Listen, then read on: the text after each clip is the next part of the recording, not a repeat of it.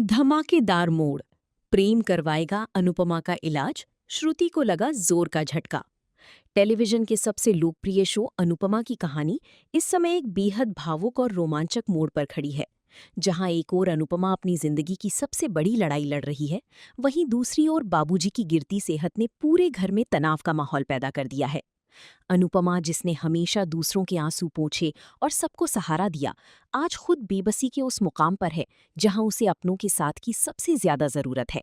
लेकिन नियति का खेल देखिए, जहां अपने ही पीठ पीछे छुरा घोंपने की तैयारी कर रहे हैं, वहीं एक अनजान सा रिश्ता बनकर प्रेम उसकी जिंदगी में रोशनी की किरण बनकर आया है। कहानी की शुरुआत होती है उस मंजर से जहां अनुपमा और बाबूजी की स्थिति नाजुक बनी हुई है।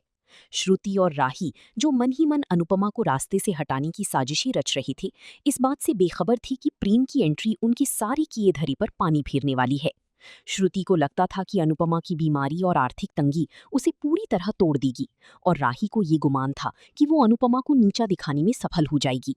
लेकिन प्रेम, जो अब तक केवल एक मूक दर्शक की तरह चीजों को देख रहा था, उसने अब मैदान में उतरने का फैसला कर लिया है। प्रेम का किरदार धीरे धीरे एक रक्षक के रूप में उभर रहा है। जब उसे पता चलता है कि अनुपमा और बाबूजी के इलाज के लिए बड़ी अस्पताल और भारी रकम की जरूरत है, तो वो बिना सोचे समझे अपनी पूरी ताकत झोंक देता है। प्रेम का ये साहसी कदम, ब्रेव एक्ट, केवल पैसों की मदद तक सीमित नहीं है, बल्कि ये उन लोगों के खिलाफ एक युद्ध का ऐलान है जो अनुपमा की लाचारी का फायदा उठाना चाहती थी।